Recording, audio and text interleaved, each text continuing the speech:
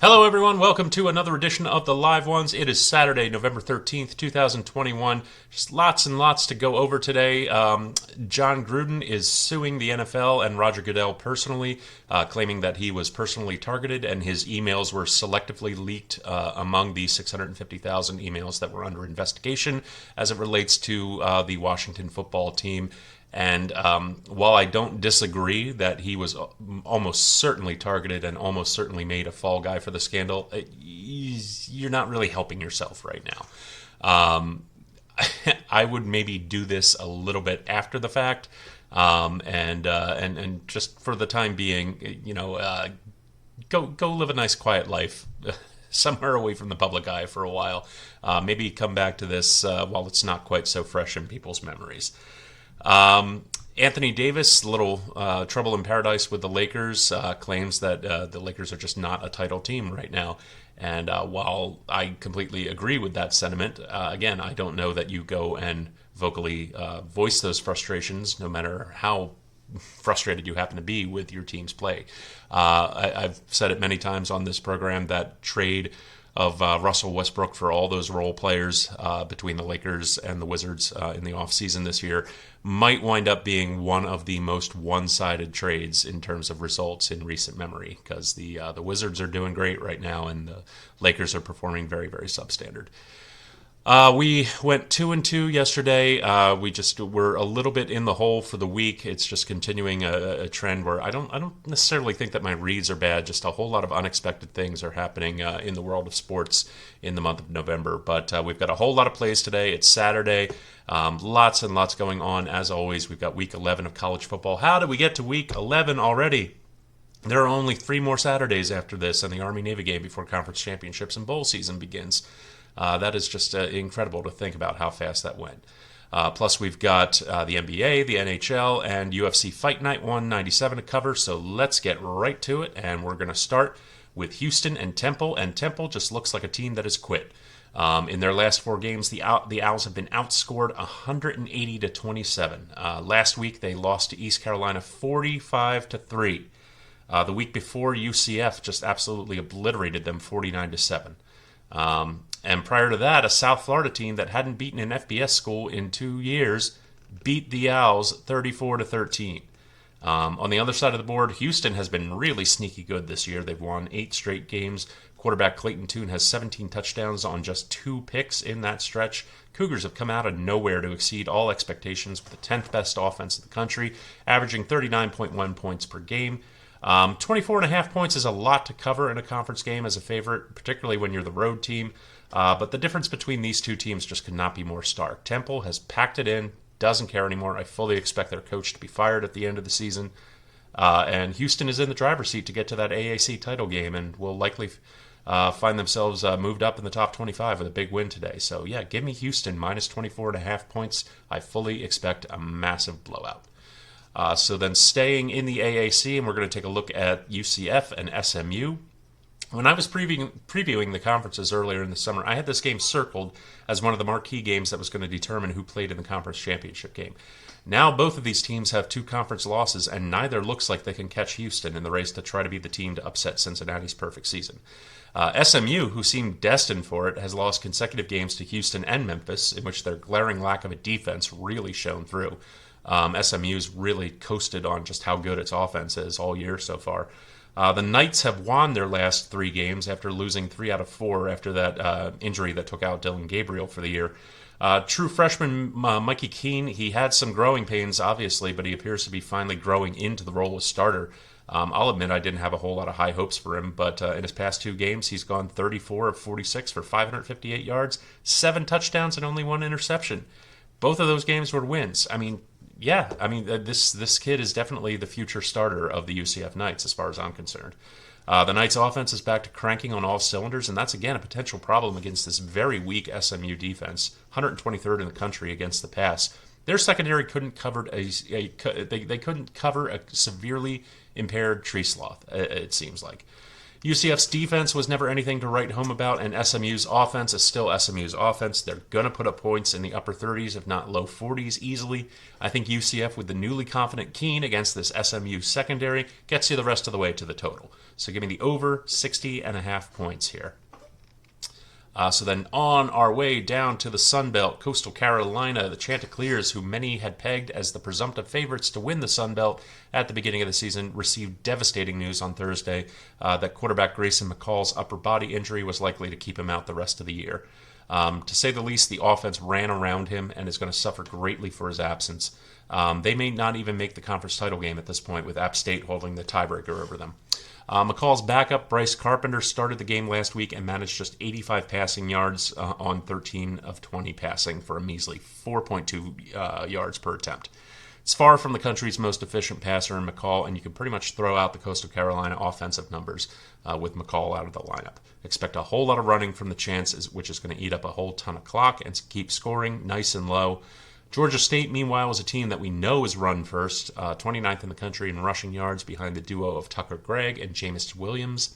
Even quarterback Darren Granger is primarily another running threat, more so than a passer. He only averages about 142 yards a game through the air. He's usually good for double-digit designed runs weekly. So I'm going to take the total under 52.5 in this game today. The profile of this contest is just completely different without McCall playing.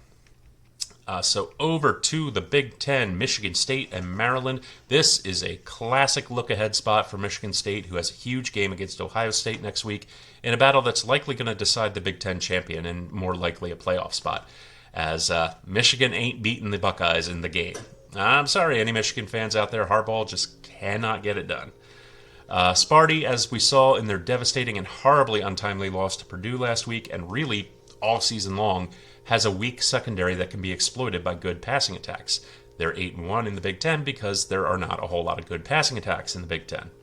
But Maryland's got that in spades under quarterback Talia Tagovailoa. In fact, passing is pretty much all they do. I mean, their rush attack gets them 3 yards a clip. Their passing attack gets them 11 yards a clip. All that needs to happen is that the Terrapins' offensive line holds off Sparty's pass rush, and I think Maryland's got the potential to keep this a lot closer than Michigan State fans would like. Michigan State, you know exactly what they're going to do on offense. They're going to run Kenneth Walker until his legs fall off. Maryland's got that Chernobyl-level front seven. Not great, not terrible. They should at least be able to slow Michigan State down and make them chew up a lot of clock for the points that they do get. 13 is a big number to cover in the Big Ten if your opponent is even halfway competent. Given all the factors in play today, plus the fact that I can almost guarantee that Sparty is overlooking this game for the huge matchup against the Buckeyes next Saturday, and I think Maryland could easily give them a scare here. So I'm taking the plus 13 with Maryland today. Over to the Mountain West and nighttime game with Colorado State and Air Force. Air Force, Air Force, Air Force. There are service academies who do nothing but run the ball, and there's Air Force. Number one rushing attack in the country, 62 rushing attempts per game to 9 passing attempts. 4.9 yards a rush, 36-minute average time of possessions to their opponent's average of 24. All this team does is just rip your soul out with run after run after run after run, and they just don't give you enough time with the ball to really put up a whole lot of offense yourself. The line for this game is Air Force minus 2.5. The total is 45. What always interests me in Air Force games is what the other team's going to be able to do. Colorado State has dropped 3 Mountain West contests in a row to Utah State, Boise State, and Wyoming. Utah State and Wyoming, not the cream of the crop of the Mountain West, certainly. Their linebacker core is shredded. Daquan Jackson, Bam Amina, and Sanjay Strickland are all out with injuries, which is going to be a big impediment to stopping the run. The Rams do like to play an up-tempo offense when they do have the ball, but they just haven't been able to do much with it. 110th in the country in rushing, 61st in passing. I expect a typical Air Force game today. Slow, methodical, low scoring. I just don't see the Rams having enough time with the ball to put up a lot of points. And so the play for me today is Colorado State's team total under 21.5. I have no idea why it's there, but the Rams are not getting 3 touchdowns today. All right, so that's it for college football. Let's move over to the NBA, and the game that I'm looking at today is the Grizzlies and the Pelicans. Both of these teams each lost to one of the hottest teams in the NBA last night, and both of them have to complete a back-to-back when they meet Saturday night in New Orleans. The Grizzlies were dominated by the Phoenix Suns, who won their 7th consecutive game. That was a cash for us last night. The Pelicans rallied to take a brief fourth quarter lead, which was really surprising, against the Nets before they wound up falling 120 to 112. Memphis has been much more competitive than New Orleans this season. They're at 500, while the Pelicans have just won one game, lost 9 in a row. This is a pure fate of the Pelicans, who, without Zion Williamson, Brandon Ingram, and now Najee Marshall looks questionable, are just not going to have anyone on the floor who can exploit Memphis's piss-poor defense. Memphis's offense is nothing special either, frankly, mid-tier, inaccurate with its shooting, and way too heavily reliant on Ja Morant. So give me the under 221 in this game here. I think the total struggles to hit 210, quite frankly. Over to the NHL and the Flyers and the Stars. The Flyers went into Carolina last night and stood like a stone wall on defense against one of the best teams in hockey, handing them only their second loss at 2-1. It's a scenario that would have been completely unthinkable the first 3 weeks of the season, when this team was both lighting up the scoreboard on offense and giving out goals to opposing teams like candy. But the Flyers have completely flipped the script in November and now are suddenly playing very tight, low-scoring games. Their last 7 games have all gone under the total. The problem for the Flyers is that they haven't been able to string together more than one win in a row through that stretch. Now they're on a back-to-back with all that travel. There's a reason Dallas is a heavy favorite tonight, despite losing 6 out of their last 7. The Stars are playing on 2 days rest at home with Anton Khudobin in goal and his terrible 3.27 GAA and .885 save percentage when filling in for Braden Holtby. The Flyers are also starting their backup in Martin Jones, who's had a great start to the year, 3-0-0 with a 1.67 GAA and .931 save percentage. The Stars' offense has been absolutely putrid, 29th in the league with 2.2 goals a game. Flyers sticks have also gone largely quiet the last 2 weeks as well. Flyers are tired and due for a letdown after that big win last night. Give me the under 5.5 goals here. I don't think either team lights up the scoreboard at all today.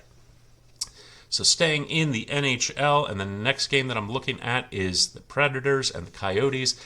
The Nashville Predators are looking to continue their recent surge. They're coming off a 4-1-1 road trip. They're making a quick stop at home to play the Coyotes before they go back on the road for 3 games.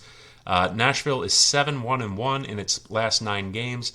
They just rallied from a 2-0 deficit after one period to beat the Blues on Thursday 4-3 in overtime. The Coyotes, well, we thought that offense might be able to get themselves on track after that 5-goal win against the Kraken last week. No such luck. It's right back to its dead last in the league form. Its defense is also dead last in the league by a country mile. They're averaging 4 goals given up a game. Nashville's offense has nothing to write home about outside of its power play unit, but home against the Coyotes, they should win this one going away. Give me the Predators on the puck line at -1.5 goals. You can get it better than even money right now.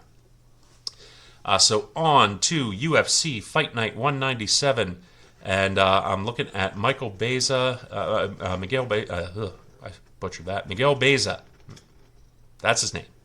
Versus Chaos Williams. And it's easily my pick for fight of the night. Miguel Beza is coming off of his first loss in an incredible fight against Santiago Ponzinibbio in June. That was unanimous decision, but that belies how close that fight was. Beza looked absolutely great. Chaos Williams is back on track after suffering a decision loss against Michael Pereira in December. That was very nearly a submission loss, where Williams got saved by the bell in the second round. But Chaos Williams did come back to beat Matt Semmelsberger by a unanimous decision in June. Williams seems to be backsliding on his striking the past couple of fights. He won 3 out of 4 by first-round knockout coming into last year. But yeah, we're getting a couple of decisions now, so he's lost something in his striking. Beza is the much better grappler of the two, but whether or not he's going to use that advantage is really dependent upon his game plan, because he's equally adept at striking and grappling, frankly. I'm picking Beza here as the more well-rounded fighter with better resume in terms of wins, plus Williams losing dominance at this stage of his career. And you can get him right now for a very reasonably priced -140 on the money line. It's a little bit of chalk, but for a UFC fight, sometimes you got to give a little bit of chalk. I like that pick for tonight. So that's my final play. Everyone bet safe, stay safe. Follow us on Twitter at Live One Sports. Check us out on Roku and Fire TV at the Live Ones. Have yourselves a great Saturday. Let's cash a whole bunch of these tickets, and I will see you tomorrow.